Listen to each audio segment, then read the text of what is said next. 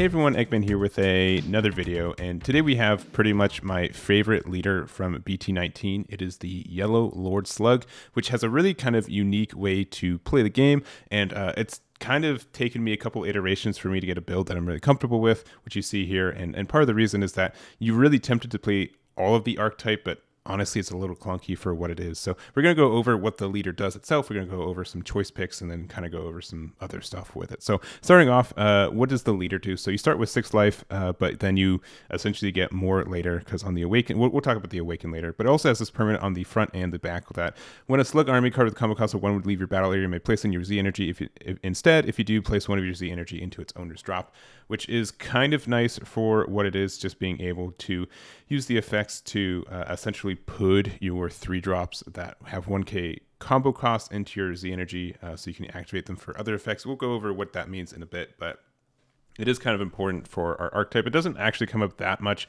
but it is nice that you can do it in case it does. On the auto, when you attack, you get to discard 1 slug army to draw 2, which is actually pretty good for cycle, especially since there's going to be a lot of times where you're just going to have a bunch of these 10k slug armies in your hand and not really have anything to do with them, so it's good to have that there. And the Awakening condition is when you're at 2 life or less, or your opponent has 2 or more energy and 2 or more slug army cards are in your Z energy, you may draw 2 cards, switch one of your energy to active mode, and then add the top card from your deck to your life. So that just means like you're 7 life, and you actually like draw 2, untap 1, which means that by and large it evens out. It 100% evens out. Don't worry about having only 6 cards in your life. It's not a big deal. So actually it's really nice and handy sometimes, because sometimes you want to, like, Frieza's army reinforcements is going to be up to you like live very, very quickly, and you're almost always going to be at 5 life or less for the entire game, which is actually pretty nice for what we're at.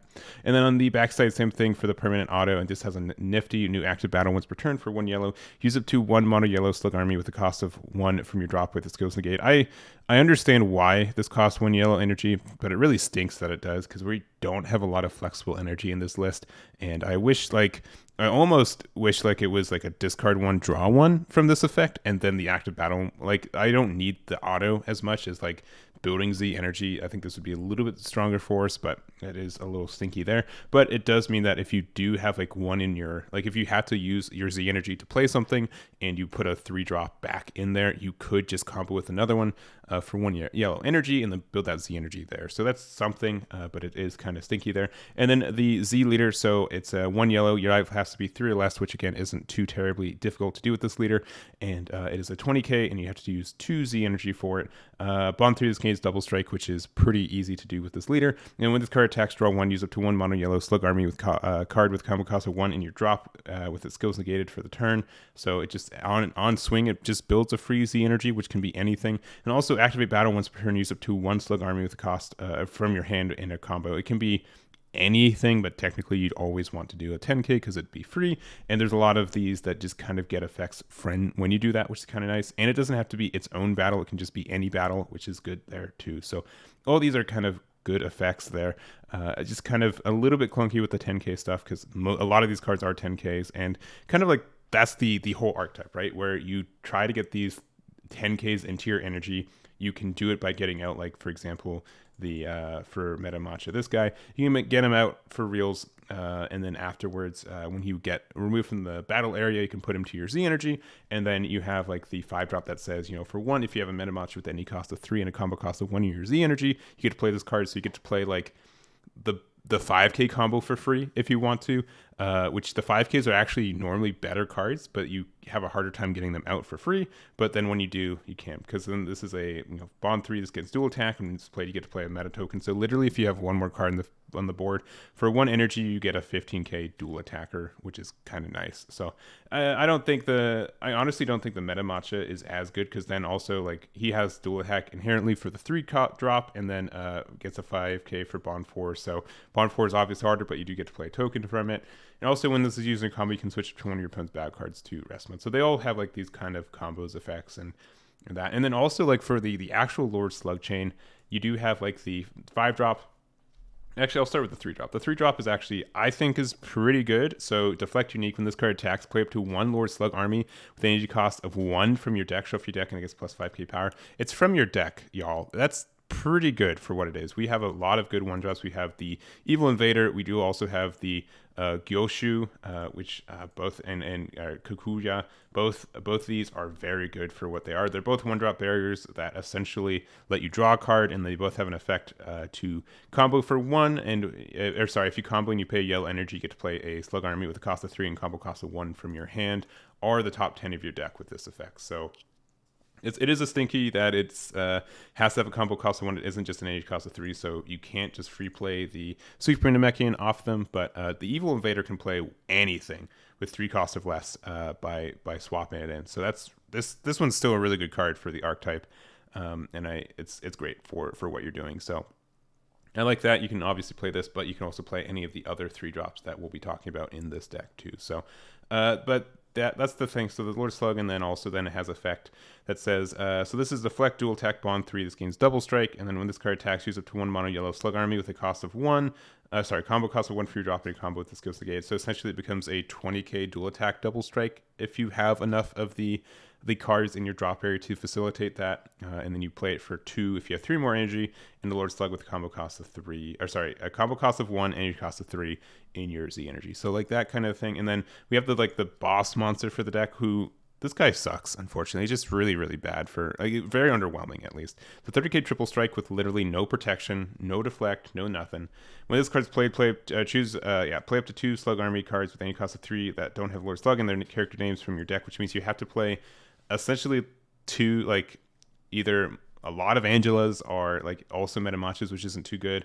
And then Bond 3, if you have a Z battle card and play, choose 20 of your opponent's battle cards and use it, and it can't attack, which is just whatever. So you can't play this for 3, which is cool. You have to be at 4 more energy though, so it's still not, I don't know. You can see it's not, this card's not great. You do not want to build your deck around this guy because it's not worth the cost for it, and it just is really unfortunate. So that is kind of the main why archetype for this deck, and then why, and also all the this is a 5k, but this is a 10k combo. This is a 10k combo. These Angelas, half of them are 10k combos, and those really add up really quickly and can be very dead in your hand. Again, yellow always has the issue where it has a lot of cool things it can do for 1 energy, but it has no way to get more energy than the turn allows. So yeah, you can do a lot of cool stuff on turn 3, but you can only do 3 things between your turn and your opponent's turn, so you gotta be really careful about it, right? So I still think it's a really cool archetype, but it's just kind of clunky if you play the way it's supposed to be. So that's why we have this build for you guys here. So again, we're going to go over the one drops that we do have these 2 scientists. Again, so this one draws a card and then looks top 10 for a Lord Slug with a cost of 3 to play when you combo it from your battle area. The fact that you just have 2 in archetype one drop barriers that draw a card, this looks top 3 for Slug Army. No matter the cost, and that's very good there too. It's also part of the reason we're using the super combo in the archetype. It's not great-ish. It's fine. It's a 15k combo. It's always a 10k, and you get to draw a card, which is nice. It has Slug Army, so you can find it off that. And also the Z battle card in this archetype. I didn't think this card was good originally, and I've been wrong with it, and it's pretty strong for what it is. It's a 1-drop with 1 Z energy, so it's very easy to get this out. It's almost always going to have 15k during your turn, so it can just be even a 15k attack. And also, when this card is played, look at top 7 cards of your deck, add to 1 Slug Army with energy cost of 5 or less, which is literally all the cards in this deck. And then also, if you added a card, you get to place 1 card from your bottom of your deck, or place 1 of your battle cards with a combo cost of 1 in its owner's drop. So, which can mean that you can get rid of a 1-drop, 1 combo cost, probably Angela, 1 combo cost Angela, put it into your Z energy with your leader effect, and then you can play the 5k combo one afterwards. You also really don't mind bottom decking a card with this either, just because you'll probably have a 10k combo that's stuck in your hand otherwise. But you do have to be careful, because at the end of the game, you always want 10k combos in your hand because you get them for free off this Lord Slug. So that's something to kind of consider there. But by and large, it's very, very good for this archetype to have. And that's the blocker, which is nice too, and I think that's important. Other cards to kind of talk about. So we talked about the Slug. There's this 3-drop Lord Slug. We also have the Villainous one, which is actually kind of good. It's a 20k double strike, bond 2. This gets plus 5k power. And then when this card's played, choose 20 of your opponent's battle cards in rest mode, and you get to KO it, which is good. And then also, if your leader is a Lord Slug card, when this card is used in a combo, choose up to 1 of your opponent's battle cards in rest mode, and that isn't attacking, and you get to KO it. So you can combo this for 1 and just KO something and rest, which is great. Or if you happen to have one of these scientists out, which you can do for you can do this on your opponent's turn. So you have to have this on the board already, but let's say they attack with the big guy, make it 100k, and it doesn't have barrier. What you can do is that this says when this card is played, you can choose one of your opponent's battle cards and rest mode and KO it, and it doesn't care about whose turn or anything else. And you can do it mid-battle by using the when these cards can use a combo from either scientist. If it's in your hand, you have to use this one, and you pay 1 yellow to play this, and you pop the attacking card, or this one here, and you can do that. So I think it's really strong. It's also like if you want to run Final Flash for the potential to get rid of barrier and then pop it for 2 energy, that's very strong too. I think it's a little clunky to run this at times, as great as it is, but it is something that is available to you there. And then what else do we have for this deck? Meta Cooler. This card's fantastic in this deck. It is very, very good. It's a 10k. It says counterattack limit 1 if your leader's mono yellow, which we are, negate the attack and play this card. If you have a Z leader or a Z battle card in play, which is we will for most of the game, it feels like we have a 1-drop Z battle card that we play a lot, or we can just go into our Z Awaken very easy. You can play this without paying its energy cost, and then bond 2, it gets plus 5k and barrier, which you'll almost always be able to get this off. So it's just another barrier guy that you're able to have on your board, help a lot of your bond effects as well, and it's very great. It's a very, very good add to this deck in my mind, and it's just a free negate. It doesn't have blocker, which would be insane if it did, but still it's very great for this archetype specifically. There's there's only benefits for running this card. And then also we're going to talk about the Angela line. The 5-drop Angela is actually not too bad for what it is. For 1 yellow, if you have an Angela with energy cost of 3 and a combo cost of 1, your Z energy, you get to play this from your hand for 1. Auto, once per turn, when you activate this card's blocker, draw 1, then choose up to one of your opponent's battle cards, switch it to rest mode.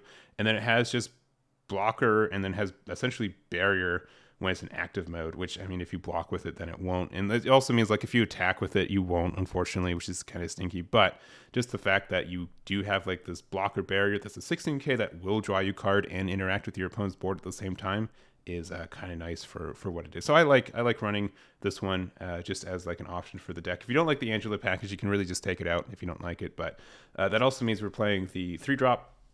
This also is technically a blocker barrier. If your leader's a Lord Slug, when this card is in your combo, choose up to one of your Yellow Slug army cards that gets double strike for the battle, which is kind of important, which means you can go in with your Super Namekian, which is great. Most of your actual good cards do already have double strike, but it's something that could come up sometimes. Because your leader's almost always going to have double strike with the effect of the bond 3, but in case you don't have it, you can use the get this to get it. And then, activate battle, use to 1 mono yellow with a combo cost of 1 in your hand and a combo negate this go for the game. So being able to just potentially combo for free one of these 10Ks is also kind of good if you need to, just as a defense thing. And I think that could be helpful to build Z energy and just kind of everything else. We also have Angela the Invader, successor for 1 on 3, which pretty much half her deck are 3s. Choose one of your opponent's battle cards, negate skills until the start of the your next turn, which is bond 2, which is actually can come up every once in a while. It doesn't get around barrier, unfortunately. It only, because it doesn't choose barrier, it chooses the card, so it's not one of those peel-off rulings. But 15k crit, that's also a 10k combo technically. It doesn't, nothing specifies mono yellow, which is good. And you can, if you use it on this Lord Slug, it goes into your Z energy, because you can use it with the Lord Slug effect to change it. Mostly just be using it on another Angela, but it could be something important that kind of comes up too. So I think that's most of the cards. Everything else is pretty understood. The last card is Gohan Whistles. This is just another free negate in this deck. If your leader card is Lord Slug, you choose one of your Lord Slug. It's minus 5k for the turn. Negate the attack. Choose one of your opponent's battle cards and it costs 4 or less, or switch it to rest mode. And bond 2, if your life is at 3 or less, you can activate this card's counter without paying its energy. So it's limit 1 for it, but being able to stop an attack and give something rest is good. And there's a lot of times where you can just have this Lord Slug Super Namekian out, have a bunch of blockers, have a lot of potential combo power, and your opponent's going to have a hard time actually getting rid of this. And it can, if it sticks for 1 turn, and then the next turn you're home free for this, just hanging out and just making it so they can't draw and do anything. So it's really nice. I think that's the main thing for this deck. It feels pretty solid when you play it. You do have to kind of figure out how the curve works. Honestly, probably one of the worst cards is Cooler. I don't think you really need this card. So if you don't like Cooler in this deck, you can take it out. It felt wrong not to play it right now, but it's not really needed. I think there's better cards for it, honestly. So you don't need it outright, because especially since we don't end the game like Mira, big double strike. We just have like a bunch of cards that have double strike, and then we can kind of go off if we need to. Going into your Z deck, one Vegeta, because we rarely need this card. So if you want room for something else, I think this is one of the first to go. I've been adding like one more of these Angelas every time. I think 3 is the way. It's always like not the worst play to do sometimes, so I think it's strong there. Oolong, because we play yellow, even though like our biggest thing is the secret rare, but that sometimes is enough to win the game. Gamma is actually a really interesting choice for this too, because we do run this villainous Lord Slug, villainous threat. So we can use for 1, it becomes a 20k double strike from your Z deck, which is pretty good, honestly. And then afterwards, place 1 card from your hand to bomb your deck. Move this card from the game until the end of your opponent's next turn. If your opponent activates villainous or a counter skill, draw 1 card. So not like super good, but like it can be a thing where, well, I attacked with this card and now I have some other ones. I'll activate the effect if I have like a dead card in hand and potentially need some draw, but I think it's okay there. And then again, the leader there. Side deck cards we haven't talked about. Assimilate, if you want to. It's just like another free extra card for like Mecha Freeze It. Finds your 1-drop slugs, but sometimes you want them in your deck so you can play them off your craving for youth, so it's fine. Cling to Life also is like a good card.